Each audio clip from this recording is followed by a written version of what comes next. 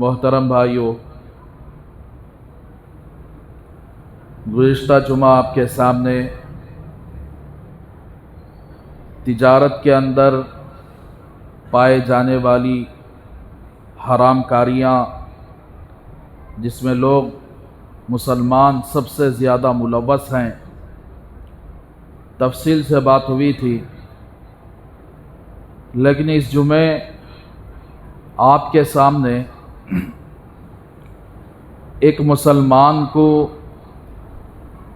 مسلمان کے ساتھ کیا رویہ اختیار کرنا چاہیے، مخلوق کے ساتھ کیا رویہ اختیار کرنا چاہیے۔ جب مسلمان اسلام کے جذبے کو اپنے اندر سما لیتا ہے تو پھر اس کا ہر ایک کام ہدایت کا ذریعہ بن جاتا ہے۔ وہ جو بھی کام کرتا ہے لوگ اسے دیکھ کر متاثر ہوتے ہیں اور اسے دیکھ کر مسلمان ہو جاتے ہیں۔ اسی لیے رسول اللہ صلی اللہ علیہ وسلم دنیا میں تشریف لائے۔ لوگ ایک ربیع الاول کا مہینہ ہے، واقعتاً ربیع الاول کا مہینہ جس میں رسول اللہ صلی اللہ علیہ وسلم کی پیدائش ہوئی، آپ صلی اللہ علیہ وسلم کی ولادت ہوئی۔ جب آپ کی ولادت ہوئی، ولادت کا کیا مقصد ہے، آپ کا دنیا میں بھیجے جانے کا کیا مقصد ہے؟ لوگ اس کو پیٹ پیچھے ڈال دیے، بس میلاد النبی کے نام پر کہیں جلسے جلوس ہو رہے ہیں، کہیں پر مٹھائیاں تقسیم ہو رہے ہیں، کہیں پتہ نہیں کیسے کیسے جلوسے نکال رہے ہیں۔ حالانکہ ولادت کا مقصد کیا تھا؟ زمین کے اوپر کی جہالت کو ختم کرنا نبی کریم صلی اللہ علیہ وسلم کا ولادت کا مقصد تھا۔ زمین کے اوپر سے کفر کو ختم کرنا اللہ کے نبی کا ولادت کا مقصد تھا۔ زمین کے اوپر سے زمین کے اوپر سے ضلالت کو ختم کرنا نبی کریم صلی اللہ علیہ وسلم کی ولادت کا مقصد تھا۔ نبی کریم صلی اللہ علیہ وسلم کا زمین کے اوپر سے تجارت کے اندر جو اوپر نیچے لوگ کام کر رہے ہیں، دھوکے بازی ہو رہی ہے، جھوٹ ہو رہا ہے، اس کو ختم کرنا ولادت کا مقصد تھا۔ انسانیت کو زمین کے اوپر لانا، ہر ایک کو انسان بنانا، یہ ولادت کا مقصد تھا۔ لیکن یہ سارے مقاصد کو مسلمانوں نے پیٹ پیچھے ڈال دیا اور محض جیسے ہی ربیع الاول کا مہینہ آیا، یا تو میلاد النبی اللہ کے رسول صلی اللہ علیہ وسلم کا نعوذ باللہ برتھڈے کرنے پر مشغول ہو گئے مسلمان، اور نبی کریم صلی اللہ علیہ وسلم کا دنیا میں آنے کے مقصد کو بھول چکے ہیں۔ تو میرے بھائیوں، نبی جب دنیا میں آئے تو یہی مقصد تھا کہ انسان کو انسان بنا دیا جائے۔ درندگی، ظلم، جہالت اور طرح طرح کی مشرکانہ افعال زمین پر ہو رہے تھے۔ اللہ کے نبی نے آئے اور اللہ کے نبی سب سے زیادہ تلوار چلانے کے بجائے اپنے اخلاق کو پیش کیا۔ نبی کریم صلی اللہ علیہ وسلم نے سب سے زیادہ اللہ تبارک و تعالیٰ کے وہ احکامات، وہ باتیں جو اللہ تبارک و تعالیٰ کی طرف سے آئی ہوئی ہیں، پیش نہیں کیا بلکہ اس پر عمل کر کے بھی دکھایا۔ اسی لیے ایک مشہور حدیث آپ کے سامنے رسول اللہ صلی اللہ علیہ وسلم کی کہ اللہ تبارک و تعالیٰ اپنی مخلوقات پر کتنا محبت کرنے والے ہیں، اپنی بنائی ہوئی چیزوں کے لیے اپنی ساری مخلوقات سے اللہ بے حد محبت کرنے والے ہیں، اور اللہ کا حکم بھی یہی ہے، اللہ کا فرمان یہی ہے، الراحمون یرحمہم اللہ، رحم کرنے والے زمین پر اللہ ان پر بھی رحم فرمائیں گے۔ آپ صلی اللہ علیہ وسلم نے ارشاد فرمایا، ارحموا من فی الارض یرحمکم من فی السماء، تم زمین والوں پر رحم کرو، آسمان والا تم پر رحم کرے گا۔ اس حدیث کے تحت میں نے گزشتہ جمعہ جو تجارت کے لائن سے میں نے بات کیا تھا، اور لوگ ایک دوسرے کو دھوکہ دینے میں کیسے مشغول ہیں، ناجائز تجارت کو حلال سمجھ کر اس کے اندر ملوث ہیں، میں آج اس ایک حدیث کے ٹکڑے کے اندر بات کرنا چاہتا ہوں۔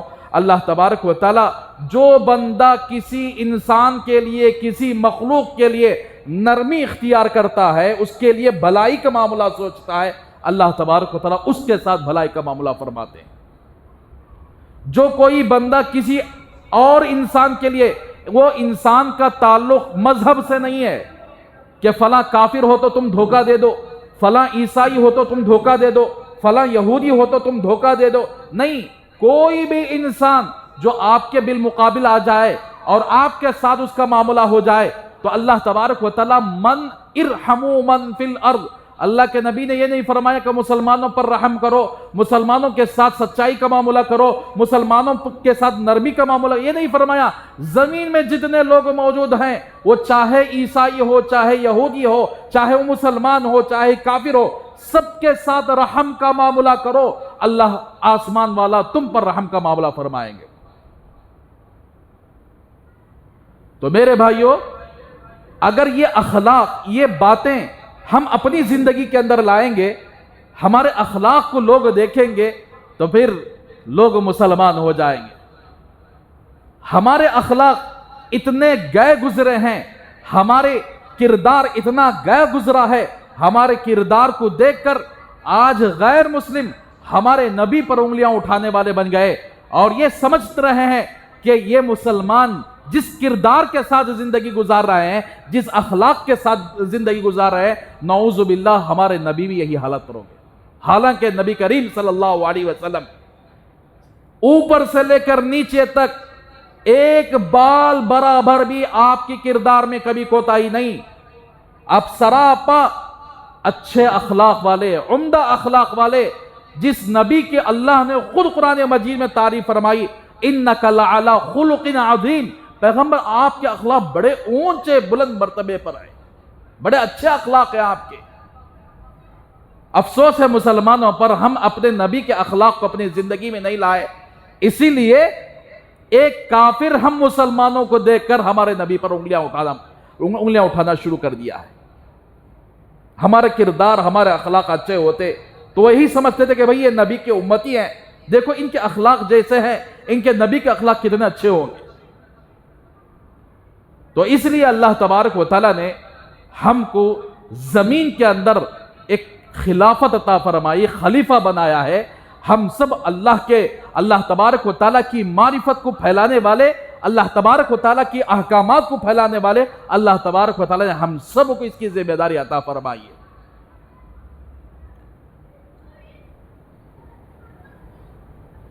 ایک عام حدیث ہے، ایک خاص حدیث ہے.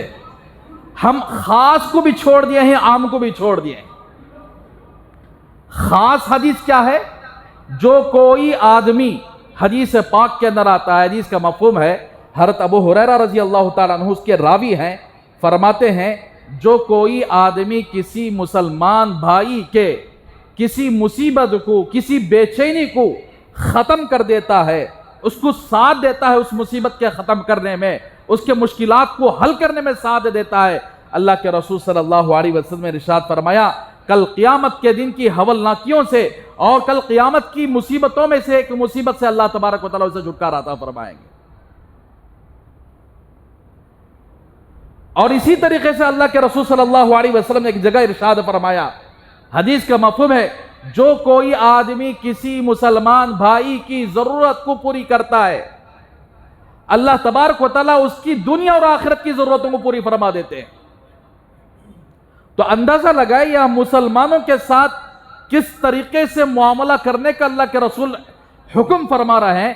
ایک طرف تو ساری انسانیت کے ساتھ، سارے مخلوقات کے ساتھ رحم کرنے کا معاملہ فرما رہے ہیں، دوسری طرف خاص مسلمانوں کے ساتھ مسلمان کی کسی مصیبت کو ختم کرا، اللہ تبارک و تعالیٰ کل قیامت کے دن اس کی مصیبت کو ختم فرما دیں گے. مسلمان کی کسی حاجت کو کوئی آدمی مکمل کیا، اللہ تبارک و تعالیٰ اس کی دنیا اور آخرت کی حاجتوں کو مکمل فرما دیں گے. یہ مسلمانوں کے ساتھ ہے. اور ایک چیز تو عام مخلوقات کے ساتھ ہے. آج ہم لوگ نہ مسلمانوں کے ساتھ صحیح طریقے سے اخلاق کا معاملہ پیش کر رہے ہیں، نہ غیروں کے ساتھ، نہ کسی اور مخلوق کے ساتھ. اللہ تبارک و تعالیٰ نے اللہ کی مخلوقات میں سے کسی پر رحم کرنے پر اللہ نے مغفرت کا اعلان فرما دیا. بخاری شریف کی حدیث آپ سن چکے ہیں کہ ایک فاحشہ عورت، ایک بدکار عورت جو زندگی بھر بدکاری میں زندگی گزاری ہے، جب ایک مرتبہ جا رہی تھی تو ایک کنویں کے پاس ایک کتا کھڑا ہوا، پیاسا کتا پانی کی تلاش میں تھا. لیکن پانی اس تک نہیں پہنچ سکتا تھا اور پانی کے لیے تڑپ رہا تھا. اس نے دیکھا کہ ایک کتا پیاس کی وجہ سے کنویں پر کھڑا ہوا ہے اور اسے پانی نہیں مل رہا ہے. اس نے کیا کیا؟ اپنا جوتا، اپنا چمڑے کا موزہ نکالا اور اس کو کنویں کے اندر ڈال کر اس پیاسے کتے کو پانی پلایا. اللہ تبارک و تعالیٰ کو یہ ادا اتنی پسند آئی، اگرچہ کہ جو کتا کے کسی انسان کو کاٹ لے، جو کتا کے کسی لوگوں کو پریشان کر دے، اس کتے کو مارنے کا حکم ہے شریعت کے اندر. کہ ایسا کتا جو انسانوں کو نقصان پہنچائے، ایسا کتا جو تکلیف کا باعث بنے، ایسے کتے کو مارنے کا حکم ہے. ایسا کتا اگر ایسی حالت میں پایا جائے کہ وہ پیاسا ہے، اس نے اس پر رحم کیا، اللہ تبارک و تعالیٰ نے اس فاحشہ عورت جس نے زندگی بھر بدکاری کی، اللہ نے اس کو مغفرت کر دیا، اس کو معاف فرما دیا. کیوں؟ کتا اللہ کی مخلوق ہے، اس نے محض ایک رحم دلی کے طور پر اللہ کی مخلوق پر اس نے رحم کیا. اللہ تبارک و تعالیٰ نے اس فاحشہ عورت پر بھی رحم فرما دیا. اور اسی طریقے سے میرے بھائیوں، جب ایک کتے پر رحم کرنے کی وجہ سے اللہ تبارک و تعالیٰ نے مغفرت کا اعلان کر دیا، کیا کوئی انسان کسی انسان پر رحم کیا، اللہ اس کے ساتھ رحم کا معاملہ نہیں فرمائیں گے.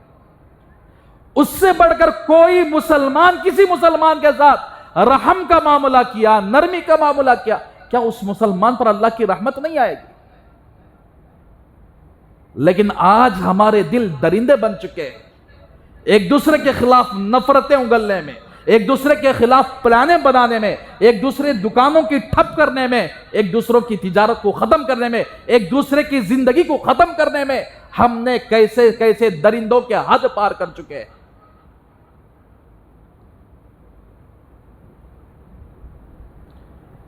گزشتہ ایک ہفتہ پہلے ایک آدمی میرے پاس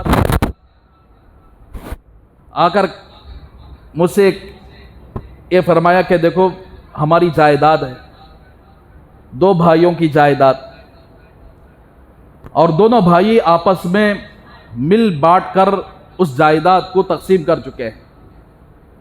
لیکن چھوٹا بھائی اتنا گندا اور غلیظ ہے کہ میری جائیداد بھی ہڑپ کرنے کے لیے اس نے نیمبو پر کمکم لگا کر گیٹ کے باہر لگا کر چھوڑ دیا. کیا کرنا چاہیے؟ کیا یہ انسان ہے؟ یہ حیوان بھی ایسے کام نہیں کرتے، یہ انسان بولنے کے لائق بھی نہیں ہے. وجہ کیا؟ اس کی جائیداد کو ہڑپ کرنے کے لیے. شاید کہ اس نے اپنی قبر کے اندر اتنا بڑا بیروا رکھا ہو یا اتنی بڑی کوئی الماری رکھی ہو، سارا پیسہ اپنی قبر میں لے جانے کے لیے اس طرح کے کام. تو میرے بھائیو، اللہ کی مخلوقات میں سے کسی بھی مخلوق پر رحم کرنے سے اللہ نے مغفرت کا معاملہ فرما دیا. تو کیا ایک انسان دوسرے انسان کے ساتھ رحم کا معاملہ نہیں کر سکتا؟ اسی لیے تجارت کے اندر بھی اگر کوئی آدمی کسی آدمی پر رحم کا معاملہ کرتا ہے تو پھر اللہ تبارک و تعالیٰ اس کی تجارت میں بھی بڑھوتری عطا فرمائیں گے، اس کے بیپار میں بھی بڑھوتری عطا فرمائیں گے. جس نے کسی ایسے کسٹمر کو جو کسٹمر کے بہاؤ بولنے میں، لینے میں، دینے میں کچھ کمی کا مطالبہ کیا، آپ نے وہ چیز کو 100 روپے میں بیچنے کا ارادہ کیا، اب اس کسٹمر نے آپ سے کہا کہ نہیں، میں 70 روپے میں آپ سے ادا کرتا ہوں.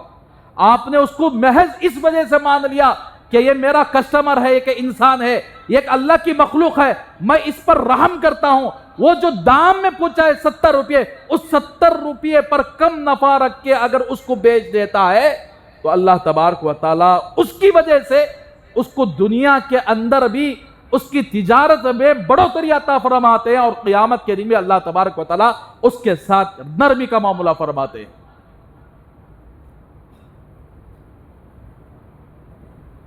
ایک حدیث کے اندر آیا کہ رسول اللہ صلی اللہ علیہ وسلم نے ارشاد فرمایا، حدیث کا مفہوم ہے، کل قیامت کے دن ایک آدمی کو اللہ کے سامنے پیش کیا جائے گا. وہ اللہ کے سامنے حاضر ہوگا. اللہ تبارک و تعالیٰ فرشتوں سے فرمائیں گے، ایک تاجر کو پیش کیا جائے گا، تجارت کرنے والے کو. کان کھول کر سن لے، اگر مسلمان اپنے آپ کو بڑھانا چاہتے ہیں، اپنے آپ کو ایک اچھا تاجر بنانا چاہتے ہیں، پھر ہر ایک کے ساتھ خیر خواہی کا معاملہ کر لے، ہر ایک کے ساتھ معاملہ ایسے کرے تو پھر اللہ تبارک و تعالی اپنے خزانہ غیب سے اللہ آپ کے ساتھ بھی رحم کا معاملہ فرمائیں گے۔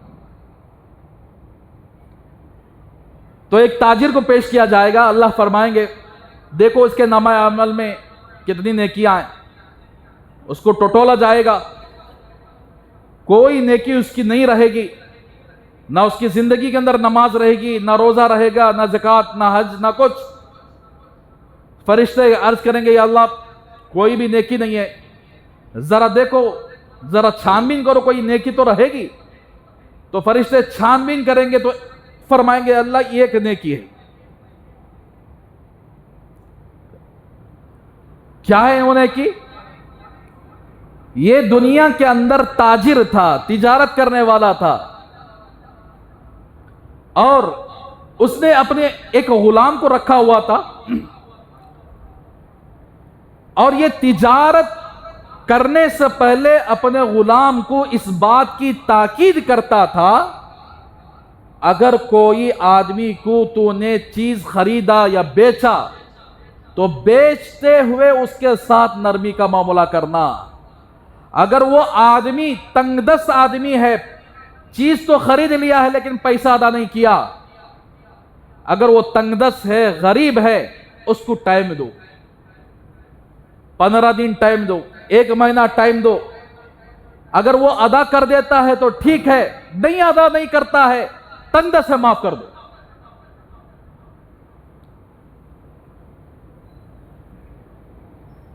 اور اسی طریقے سے جو مالدار آدمی ہے، مالدار آدمی کے ساتھ کوئی معاملہ ہوا، لین دین ہوئی، قرض کا معاملہ ہوا، مالدار آدمی اگر قرض لیا ہے اس کو مہلت دو، اور ٹائم مانگا اور ٹائم دو، اور ٹائم مانگا اور ٹائم دو، اس طرح مہلت دیتا تھا اور غریبوں کو مہلت دے کر معاف کر دیتا تھا۔ ایک نیکی اس کے نامہ اعمال میں موجود ہے۔ تو اللہ تبارک و تعالیٰ نے فرشتوں کے سامنے فرمائیں گے کہ یہ آدمی میری مخلوق پر رحم کیا، اس لیے جب یہ میری مخلوق پر رحم کر سکتا ہے، میں پروردگار ہوں، میں کیوں اس پر رحم نہ کروں؟ اس لیے آج جس طرح یہ تنگ دست لوگوں کو معاف کر دیتا تھا، آج میں اس کو معاف کر دیتا ہوں۔ اس کا مطلب یہ نہ سمجھے کہ نمازیں چھوڑ دے، روزہ چھوڑ دے، حج چھوڑ دے، اعمال چھوڑ دے، خالی ہمیں غریبوں پر رحم کر لیتے ہوئے اللہ کے سامنے یہ لے کر جائیں گے۔ اس کا مطلب یہ نہیں ہے۔ اللہ کا قانون الگ ہے، اللہ کی رحیمی صفت الگ ہے۔ اللہ جس کے ساتھ چاہے وہ یہ معاملہ کر سکتے ہیں، ہر ایک کے ساتھ اللہ نے نہیں فرمایا۔ اللہ وہ جو چاہتے ہیں کرتے ہیں، جیسا کہ اس کی مثال حضرت مولانا اشرف علی تھانوی رحمۃ اللہ علیہ اس واقعے سے سمجھایا کرتے تھے۔ حیدرآباد کا نواب نظام، اس کا ایک وزیر تھا، اور سارا حیدرآباد اسی کے ہاتھ میں تھا، بہت بڑا مالدار، اور پورا قانون اس کے ہاتھ میں تھا۔ تو وزیر نے سوچا کہ اس بڑے مالدار کو، حیدرآباد کے نظام کو ہمارے گھر دعوت دیں گے۔ سارے دعوت کا انتظام کیا اور نظام کو اپنے گھر بلایا اور کہا کہ ہمارے گھر آپ کے یہاں آپ کو دعوت ہے۔ اب وہ نظام جیسے ہی دعوت کو پہنچا تو کیا دیکھتا ہے کہ صحن میں کچھ لڑکے کھیل رہے تھے۔ اب اس کی عادت تھی کہ لڑکوں کے ساتھ کچھ چھیڑ خانی کرتا تھا۔ تو وہاں پر وزیر کا ایک بیٹا موجود تھا جو کھیل رہا تھا۔ تو نظام نے کیا کیا، اس کا کان پکڑ کر مروڑ دیا۔ جیسے ہی مروڑا تو وہ لڑکا پیچھے مڑ کر گالیاں بکنے لگا۔ اس نے یہ نہیں دیکھا کہ یہ نواب نظام آدمی ہے، بڑا بادشاہ آدمی ہے، بڑا سرکاری آدمی ہے۔ نہ بادشاہ کا اس کو خیال تھا، نہ اس کے نواب ہونے کا اس کو خیال تھا۔ جیسے ہی کان مروڑا تو فوراً وہ گالیاں بکنے لگا۔ اب وزیر دیکھا، ہائے اب یہ کیا کرے گا، کیا میرے بیٹے کی گردن اڑا دے گا؟ میرے بیٹے کو یا جیل خانے میں ڈالے گا، کیا کرے گا؟ تو اس سے پہلے میں خود بادشاہ کے سامنے تلوار نکال کر اس کی اجازت سے، کہ ویسا تو بادشاہ تو حکم نہیں دیتے، بلکہ پھر بھی میں اس سے پہلے میں بادشاہ کا عزت و احترام کرتے ہوئے، نواب کا عزت و احترام کرتے ہوئے، میں سب سے پہلے تلوار نکال کر میں گیا اور کہا کہ نواب صاحب، اگر آپ کی اجازت ہو تو اس لڑکے نے آپ کی بدتمیزی کی ہے، آپ کو گالیاں دیا ہے، میں اس کا سر قلم کر دوں گا۔ تو نواب نے کہا کہ نہیں، اس کو سر قلم نہیں کرنا چاہیے، بلکہ اس کو وظیفہ مقرر کرو، اس کو وظیفہ مقرر کرو۔ وجہ اس کی یہ بیان فرمائی ہے، تو یہ لڑکا گالیاں تو مجھے دیا ہے، اور اس نے کان مروڑا تو سر جھکا کر اپنے ظلم کو برداشت نہیں کیا، بلکہ جو کوئی ظالم، چاہے وہ نواب اس کا کان مروڑے، چاہے کوئی اور انسان اس کا کان مروڑے، تو اس کے اندر کی جو بہادری ہے ڈٹ کر مقابلہ کرنے کی، یہ اس کے اندر میں نے دیکھا کہ یہ نوجوان، یہ اپنے دفاع کا مالک ہے، بہادر آدمی ہے، یہ اپنے کان مروڑنے والے کو جواب دینے والا آدمی ہے، اس لیے اس کا ماہانہ وظیفہ مقرر کر دو۔ اس وظیفے کا نام تھا وظیفہ دشنام، گالی کا وظیفہ۔ تو حضرت تھانوی رحمت اللہ علیہ اس واقعے کو رکھ کر یہ سمجھا رہے ہیں کہ کیا ہر کوئی جا کر نواب کو گالیاں دے دے گے تو وہ بھی وظیفہ متعین کر دے گا؟ یہ بچے نے نواب کو گالیاں دیا تو نواب نے کیا کیا؟ ماہانہ وظیفہ مقرر کر دیا، پنشن مقرر کر دیا، ماہانہ گورنمنٹ کی طرف سے یعنی پیسہ مقرر کر دیا کہ اس کے کھاتے میں پیسے آئیں گے۔ وجہ اس کی کیا تھی؟ اس نے بادشاہ کو گالیاں دیا ہے، اس نے نواب کو گالیاں دیا ہے۔ تو کیا ہر کوئی نواب کی زمین میں رہنے والا، نواب کے حکمرانی میں رہنے والا، چلو بھائی اس وزیر کے بچے کو انعام مل گیا ہے گالی دینے کی وجہ سے، ہم بھی جا کر نواب کو گالی دیں گے تو کیا وظیفہ ملے گا؟ تو یہ ہر ایک کے ساتھ خاص نہیں ہے۔ حضرت تھانوی فرماتے ہیں جس طرح نواب کا اس بچے کے ساتھ ایک خاص وظیفہ متعین کیا گیا، یہ ہر ایک کے ساتھ نہیں ہے۔ ہر ایک کوئی اگر گالیاں کسی نواب کو دے دے، وہ کیا کرے گا؟ اس کو قتل کر دے گا، اس کو جیل بھیج دے گا۔ تو میرے بھائیو، اسی طریقے سے اللہ تبارک و تعالی کچھ ایسے اعمال ہوتے ہیں، کچھ ایسے کام جو اللہ کو پسند آ جائے، اللہ چاہے تو مغفرت فرما دیتے ہیں۔ اگر کوئی آدمی زندگی بھر کوئی کام کرے اللہ کو پسند نہیں آئے تو اس کی مغفرت نہیں۔ اسی لیے اللہ کا قانون ہے، تمہاری مغفرت ہونا ہے نماز پڑھو، تمہاری مغفرت ہونا ہے سچائی پر عمل کرو، تمہاری مغفرت ہونا ہے دھوکے بازی چھوڑ دو، ہر ایک کے ساتھ نرمی کا معاملہ کرو۔ حضرت مفتی تقی عثمانی صاحب دامت برکاتہ اپنی کتاب میں لکھتے ہیں کہ حضرت مفتی تقی عثمانی صاحب دامت برکاتہ کے شیخ حضرت مولانا ڈاکٹر عبدالحی رحمت اللہ علیہ ایک واقعہ سنایا کرتے تھے۔ ایک بہت بڑے اللہ والے تھے، بڑے جید عالم تھے، انہوں نے کئی کتابیں لکھ دی۔ ایک مرتبہ وہ کتاب لکھ رہے تھے، ایک مکھی ان کے پین پر آ کر بیٹھ گئی۔ آج کے زمانے کے بال پین، جیل پین سب نہیں تھے، وہ زمانے میں لکڑی توڑا جاتا تھا، بھانس کی لکڑی ہوتی تھی یا کوئی اور لکڑی ہوتی تھی، انک میں ڈبا ڈبا کر لکھا کرتے تھے۔ تو وہ زمانے کے قلم ایسے تھے، تو اس قلم کے نوک پر مکھی آ کر بیٹھ گئی۔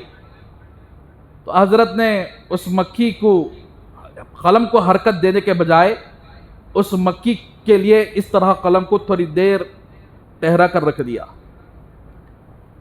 کچھ دنوں کے بعد حضرت کا انتقال ہو گیا۔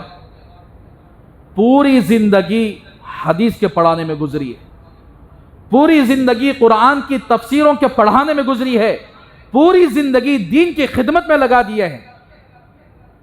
انتقال ہونے کے بعد کسی ان کے شاگرد نے ان کو خواب میں دیکھا، کسی آدمی نے خواب میں دیکھا، پوچھا کہ حضرت اللہ نے آپ کے ساتھ کیا معاملہ کیا؟ تو حضرت نے فرمایا مجھے اللہ کے سامنے پیش کیا گیا، اللہ تبارک و تعالیٰ نے فرمایا مجھ سے کہ آپ کی بخشش میں نے کر دی ہے اپنے فضل سے، پتا ہے کس وجہ سے آپ کو میں نے بخش دیا ہے؟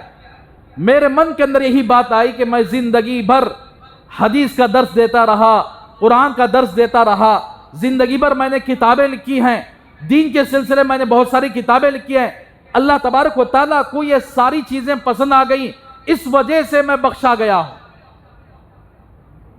اللہ نے فرمایا کہ اس وجہ سے نہیں، ان تمام یہ بھی ہیں بخشش میں سے، بخشش کی وجہ میں سے ایک وجہ یہ بھی ہے، لیکن ہائلائٹ تمہارے نامہ اعمال میں جو ہائلائٹ ہے، اللہ کو جو سب سے زیادہ پسند یہ آیا ہے، آپ ایک مرتبہ کتاب لکھ رہے تھے، ایک مکھی آ کر آپ کے قلم پر بیٹھ گئی، آپ نے یہ سوچ کر اپنے قلم کو حرکت دینے سے رکا رکھے کہ یہ مکھی شاید کہ پیاسی ہے، یہ انک پر آ کر بیٹھی ہوئی ہے، یہ انک کو چوس لے، اس کے بعد یہ مکھی سیراب ہو جائے گی، اس کے بعد میں لکھوں گا۔ آپ نے محض میری مخلوق میں سے ایک مخلوق پر آپ نے رحم کیا، آپ نے کسی کو دکھانے کے لیے کام نہیں کیا، آپ کا یہ 100% جذبہ تھا، آپ کا یہ 100% جذبے کو میں نے اتنا پسند کیا، اس عمل کی برکت سے میں نے آپ کی مغفرت فرما دی۔ تو میرے بھائیوں، ہم اپنے انسانوں کے ساتھ رحم کریں، ہم اپنے مسلمان بھائیوں کے ساتھ رحم کریں، خیر خواہی کا جذبہ اپنے اندر رکھے۔ کوئی بھی بھائی ہمارے پاس آئے، ڈبانے کی نیت نہ ہو، دھوکے کی نیت نہ ہو، اچھے طریقے سے آپ تجارت کریں گے، مناسب نفع رکھیں گے، مناسب یہ رکھیں گے تو انشاءاللہ اللہ تبارک و تعالی آپ کی تجارتوں کو، آپ کے معاملات کو اللہ دنیا کے اندر بھی برکت عطا فرمائیں گے، آخرت کے اندر بھی برکت عطا فرمائیں گے۔ رسول اللہ صلی اللہ علیہ وسلم کی زندگی کے اندر آپ اٹھا کر دیکھیں، طائف کے سفر میں کتنے اوباش لڑکے ایسے تھے، کتنے پرم پوک لڑکے ایسے تھے جو رسول اللہ صلی اللہ علیہ وسلم کو جب آپ چلتے تو تالیاں بجاتے تھے، سیٹیاں مارتے تھے، آپ کا مذاق اڑاتے تھے، یہاں تک کہ آپ کے جسم مبارک پر پتھر لے کر آپ کے جسم مبارک کو زخمی کر دیا۔ اور اس وقت تو یہ موقع تھا کہ آپ ہاتھ اٹھا کر بد دعا کر دیتے، اس وقت تو فرشتے آ گئے، پیغمبر آپ جو بولیں گے ہم وہ کرنے کے لیے تیار ہیں، ہم پہاڑوں کے ذمہ دار ہیں، اللہ نے ہمیں پہاڑوں کی ذمہ داری دی ہے، آپ ایک بات کہہ دیں، یہ طائف ان پہاڑوں کے درمیان ہے، 2 پہاڑوں کا حصہ ملا کر چکی کی طرح پیچ دیں گے، ایک مرتبہ آپ بول دیں کہ اس قوم کو برباد کر دیں گے، تو اللہ کے رسول صلی اللہ علیہ وسلم نے یہی فرمایا تھا، یا اللہ اس قوم کو ہدایت دے، اس لیے کہ یہ قوم مجھے جانتی نہیں ہے، جانتی تو میرے ساتھ یہ معاملہ نہیں کرتی۔ یہ رحم، اس رحم کی وجہ سے ہم لوگ مسلمان ہیں، اسی رحم کی وجہ سے۔ اگر اس وقت اللہ کے رسول صلی اللہ علیہ وسلم طائف والوں کو بد دعا دے دیتے، ہندوستان میں اسلام نہیں آتا، ہم تو مسلمان نہیں رہتے۔ ہندوستان میں اسلام آیا، اسی طائف کا ایک نوجوان محمد بن قاسم، 17 سال کی عمر تھی، ہندوستان کے اندر وہی اسلام لے کر آیا۔ تو اللہ کے نبی کی یہ رحمت کی صفت، آپ بڑے رحیم تھے، آپ مخلوق پر رحم کرنے والے، صرف انسانوں پر نہیں، صرف ہر مخلوق کے ساتھ آپ کا رحم کا معاملہ تھا۔ اللہ کے رسول صلی اللہ علیہ وسلم کے زمانے میں ایک آدمی نے شکار کیا ایک ہرن کا، اب اس کو باندھ کر رکھا تھا، اللہ کے نبی وہاں سے گزرے تو ہرن بڑے افسردگی کے ساتھ کہنے لگی کہ یا رسول اللہ، اس نے مجھے شکار کر کے رکھا ہے، میرے وہاں پر چھوٹے چھوٹے بچے ہیں، یا رسول اللہ آپ مجھے آزادی دلوا دیجیے، میرے چھوٹے چھوٹے بچے بھوکے ہیں۔ تو آپ صلی اللہ علیہ وسلم نے اس شکاری آدمی سے کہا کہ بھائی یہ ہرن مجھے دے دو۔ تو اس نے کہا کہ یا رسول اللہ، میں بڑی پسند کے ساتھ اس کو شکار کر کے لایا ہوں، میں اس کو دے نہیں سکتا۔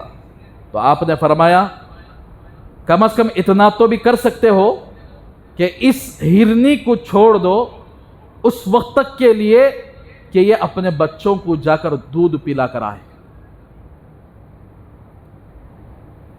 تو اس نے تعجب کی نگاہ سے دیکھا، آپ کو کیسے معلوم اس کے بچے؟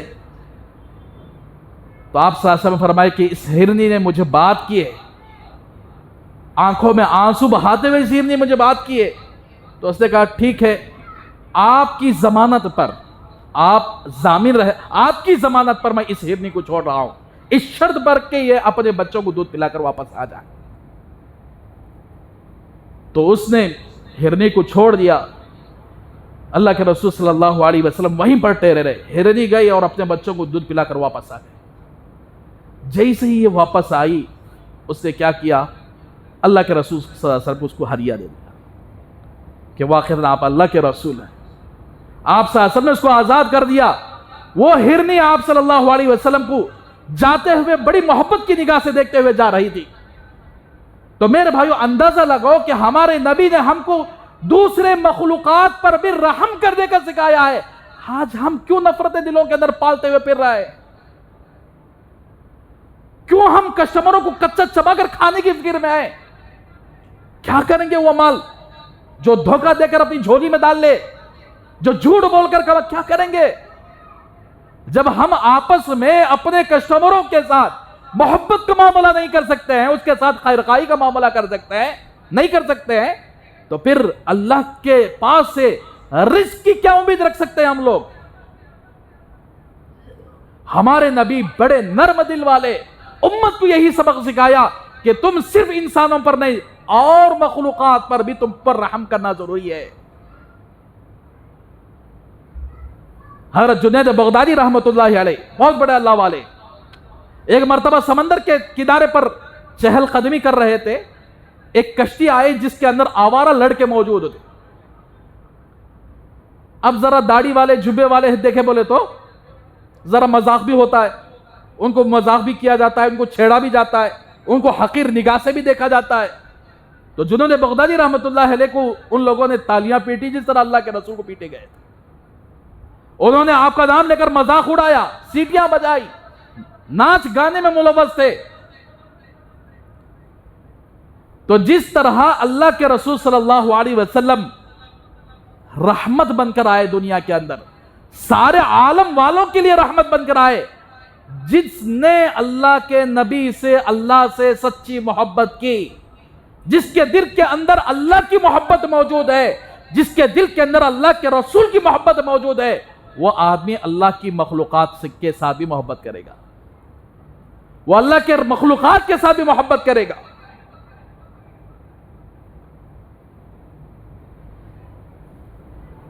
اب وہ مذاق کر رہے ہیں۔ بازو میں حضرت کے ایک مرید تھے جنید بغدادی رحمت اللہ علیہ کے، مرید نے آ کر کہا کہ حضرت دیکھو آپ کے ساتھ کیا کر رہے ہیں لوگ، آپ ہاتھ اٹھا کر ان کو بددعا دے دو۔ اس لیے میرے بھائیوں، جو اللہ سے محبت کرتا ہے نا، مخلوق کو اتنا آسانی سے بددعا نہیں دیتا، مخلوق پر رحم کرتا ہے۔ مخلوق اگر غلط راستے پر جاتی ہے، سب سے زیادہ درد کس کو ہوتا ہے معلوم؟ اللہ سے محبت کرنے والوں کو ہوتا ہے۔ ہائے ہم مسلمان کہاں جا رہے ہیں؟ ناچ گانوں کی محفلوں میں کیوں جا رہے ہیں؟ سود کے دھندوں میں کیوں جا رہے ہیں؟ زنا کے اڈوں میں کیوں جا رہے ہیں؟ شراب نوشی میں ہمارے مسلمان کیوں ملوث ہیں؟ دھوکے بازی میں مسلمان کیوں ملوث ہیں؟ جھوٹ بول کر کمانے میں مسلمان کیوں ملوث ہیں؟ یہ کسے درد ہوتا ہے؟ جو اللہ سے محبت کرتا ہے، جو اللہ کے رسول سے محبت کرتا ہے، یہ غلط باتوں کو دیکھ کر اس سے اپنی مخلوق کو بچانے کی فکر ہوتی ہے، اپنی قوم کو بچانے کی فکر ہوتی ہے، اور اپنی قوم کے سلسلے میں وہ دعائیں کرتا ہے کہ اللہ میری قوم کو ہدایت دے دے۔ تو جنید بغدادی رحمت اللہ علیہ ہاتھ اٹھا کر دعا مانگنے لگے تو مرید سمجھ گیا اب چلے گئے یہ لوگ، ختم ہو گئے. ہاتھ اٹھا کر دعا کرنے لگے کہ یا اللہ یہ لوگ دنیا کے اندر جس کو عائش سمجھتے ہیں، انجوائمنٹ سمجھتے ہیں، یا اللہ ان کو اچھے اعمال پر لگا کر آخرت میں بھی انجوائے کرنے کی توفیق عطا فرما. ہے کوئی اتنا کھلا دل سے جو کوئی آپ کا مذاق اڑائے، جو آپ کے برا بھلا کہے؟ آپ کا دل اتنا بڑا ہے، ہمارا دل اتنا بڑا ہے کہ ہم اس کو گالیاں بکنے کے بجائے، ہم اس کو برا بھلا کہنے کے بجائے ہم ہاتھ اٹھا کر دعا کریں؟ ہے ہاں، ہو سکتا ہے جس آدمی کے دل کے اندر اللہ اور اس کے رسول کی محبت ہو وہ آدمی یہ کر سکتا ہے، جیسے اللہ کے نبی کرے، جیسے اللہ کے نبی کے سچے چاہنے والے کرے.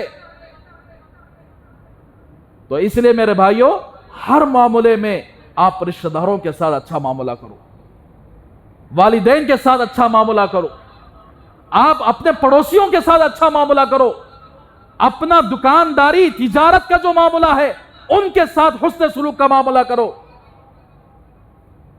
پھر دیکھو جو کوئی بندہ مسکرا کر کسی کسٹمر کے ساتھ خیر خواہی کا معاملہ کرتا ہے، پھر وہ اللہ تبارک و تعالی مخلوق کے دلوں کے اندر اس کو بچا دیتے ہیں. ہر انسان اس سے محبت کرنے لگتا ہے. بھائی فلاں چیز خریدنا، فلاں دکان پر چلے جاؤ، بھائی بڑا اچھا آدمی ہے، زیادہ نفع نہیں لیتا، مناسب نفع لیتا ہے، چیز اچھی دیتا ہے، بڑا سچا آدمی ہے، آپ اس کے پاس چلے جاؤ. تو پھر اس کی دکان، اس کی تجارت، اس کا معاملہ، پھر ساری مخلوق اس سے محبت کرنے لگتی ہے. جو اللہ کی مخلوق کے ساتھ محبت کرے، اللہ کی مخلوق کے ساتھ خیر خواہی کا معاملہ کرے. اس لیے میرے بھائیوں، گزشتہ جمعہ میں نے آپ کے سامنے یہ کہا تھا، زمینی سلسلے میں ہو، وہ پلاٹوں کے سلسلے میں کیوں نہ ہو، وہ دکانداری کے سلسلے میں کیوں نہ ہو، وہ تجارت کے لائن سے کیوں نہ ہو، چاہے وہ کسی بھی لائن کی تجارت کیوں نہ ہو، چاہے وہ لیبری کا کام کیوں نہ ہو، ان سب میں یہی مزاج ہونا چاہیے، خیر خواہی. یہی مزاج ہونا چاہیے. گزشتہ جمعہ میں نے آپ کے سامنے ایک بات کہی تھی، آج کل بروکر بہت زیادہ جھوٹ بولتے ہیں، دھوکہ دیتے ہیں. صرف بروکر نہیں، اور بھی بہت سارے لوگ موجود ہیں، جیسے خرید و فروخت کرنے والے، زمین کے خرید و فروخت کرنے والے، ذرہ کیا تو بھی نفع دکھا تو بروکروں کو بھی بازو ہٹا دی.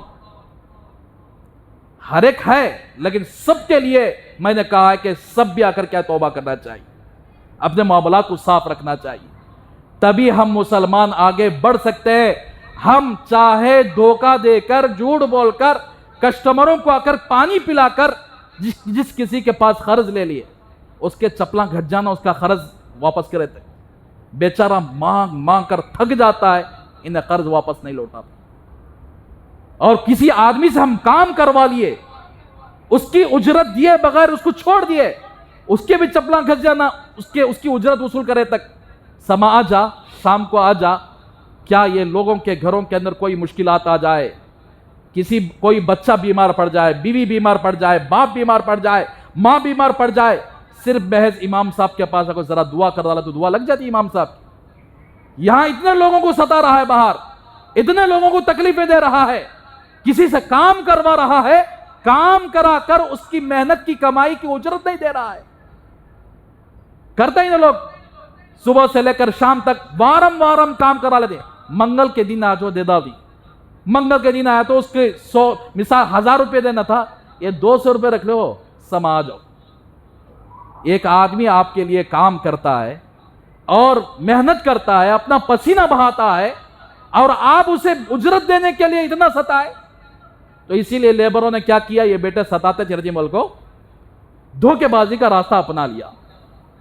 آپ کو چیز لا کر دیں گے دکان سے، اگر آپ خود وہاں دکان پر جائیں گے، ذرا بولا دکان سے پہلے لنک رہتا ہوں کو، یہ فلاں کسٹمر کو لے کر آتا ہوں، ذرا اسے بڑا چڑھا کر ڈال دے اور مجھے میرا کمیشن مل جائے. یہ کب ہوتا ہے؟ جب ہم نے اپنے لیبروں کے ساتھ اس طرح کا معاملہ کرے. اب لیبر بھی سیکنڈ راستہ، دوسرا راستہ اپنا لیتا ہے. اگر ہم نے سچائی کے ساتھ، انسانیت ان کے ساتھ انسانیت سے پیش آئیں، خیر خواہی کا معاملہ کریں، تو پھر یہ دھوکے بازی کے راستے بند ہو جائیں گے. تو اس لیے میرے بھائیوں، ہمیں چاہیے کہ اللہ کے رسول صلی اللہ علیہ وسلم نے جو فرمایا ہے کہ مخلوقات، اللہ کی مخلوق پر رحم کرنے والا، اللہ کی مخلوق کے ساتھ نرمی کا معاملہ کرنے والا، اللہ اس کے ساتھ نرمی کا معاملہ فرمائے۔ جو اللہ کی مخلوق کے ساتھ نرمی کا معاملہ نہیں کرتا ہے، اللہ کے مخلوق کے ساتھ دھوکے بازی کا معاملہ کرتا ہے، کل قیامت کے اللہ کے سامنے پکڑا جائے گا۔ اس لیے کہ دنیا کے اندر رہتے ہوئے یہاں مکھی خالی پین پر بیٹھی، اس کے واسطے خالی 10 سیکنڈ کھڑے رہے، اللہ نے اس کی وجہ سے مغفرت فرما دی۔ ایک فاحشہ عورت زندگی بھر بدکاری میں ملوث رہی، ایک پیاسے کتے کو پانی پلا دیا، اللہ نے اس کی مغفرت فرما دی۔ کیا کوئی آدمی کسی انسان پر رحم کیا اور اللہ تبارک و تعالیٰ اس پر رحم نہ کرے؟ ایسا ہو سکتا ہے؟ کوئی آدمی کسی انسان پر اس سے بڑھ کر کسی مسلمان کے ساتھ رحم کا معاملہ کیا، کسی مسلمان کو ساتھ دیا، کسی مسلمان کی مجبوری میں ساتھ دیا، مصیبت میں ساتھ دیا، کسی مسلمان کی ضرورت کو پوری کیا، تو پھر اللہ اس کی ضرورت کو پوری فرما دیں گے۔ تو اس لیے میرے بھائیو، ربیع الاول کا یہی مقصد ہے، اللہ کے رسول صلی اللہ علیہ وسلم کا دنیا میں آنے کا یہی مقصد ہے کہ ہم انسان بن جائیں، ہم انسان بن جائیں، درندگی کی چیزوں کو ختم کر دیں، جہالت اور شرک کو ختم کر دیں، دنیا کے اندر سے بدعات کو ختم کر دیں، دھوکے بازی کو ختم کر دیں، ظلم کو ختم کر دیں، آپس میں ایک دوسرے کے ساتھ رحم دلی کے ساتھ، آپس میں ایک دوسرے کے ساتھ اچھا معاملہ کریں۔ تو پھر اندازہ لگاؤ، پھر کیا مسلمان ایک نہیں ہو سکتے؟ ایک دوسرے کے ساتھ ہم خیر خواہی کا معاملہ کرتے، ہم ایک نہیں ہو سکتے؟ ہماری دکانیں ایک بازار کے اندر بازو میں لگ کے رہتے ہیں، لیکن ایک دوسرے کے ساتھ محبت نہیں۔ دیکھتے رہتے ہیں کب دکان اٹھا لاتا کی، دیکھتے رہتے ہیں کب انہیں اگر پاپر ہو جاتا کی، روڈ پہ آ جاتا کی۔ جب اپنے مسلمان بھائی کے سلسلے میں تمہارے دل کے اندر یہ کھوٹ ہے، یہ حسد ہے، یہ کینہ ہے، تو تمہاری دکان کیسے اوپر آئے گی؟ ہم اپنے مسلمان بھائیوں کے سلسلے میں نرمی کا معاملہ، خیر خواہی کا معاملہ کریں گے، اللہ سب کے ساتھ خیر خواہی کا معاملہ کریں گے۔ خصوصاً میرے بھائیوں، اس وقت کے حالات بڑے بدتر سے بدتر ہوتے ہوئے جا رہے ہیں۔ اپنے معاملات میں اللہ سے توبہ کر دو، حلال کمائی کماؤ، سچائی کی کمائی کماؤ، اللہ سے توبہ کر کے اپنی تجارتوں میں آگے بڑھنے کی کوشش کرو۔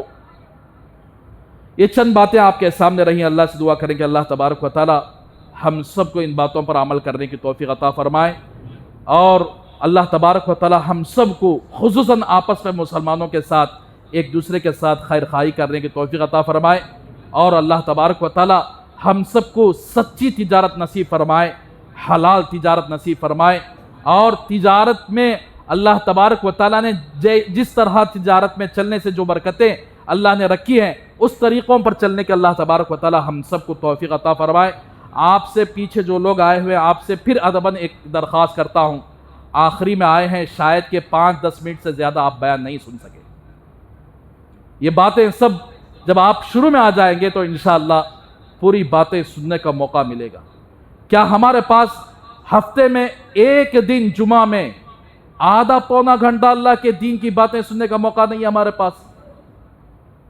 ہمارا ایمان اتنا کمزور ہو گیا کہ ہم مسجد کو آتے آتے آخر میں آ گئے، آخر میں آ کر کے آنے کا اتنا ہمارا ایمان کمزور ہو چکا ہے۔ تو آپ بھائیوں سے میں ادباً یہ درخواست کرتا ہوں، اگلا جمعہ آتے ہوئے آپ جلد تشریف لائیں، 1 بجے سے پہلے تشریف لائیں، تاکہ آپ پوری بات سن سکیں اور پوری باتوں پر عمل کرنے کی اللہ ہم سب کو توفیق عطا فرمائے۔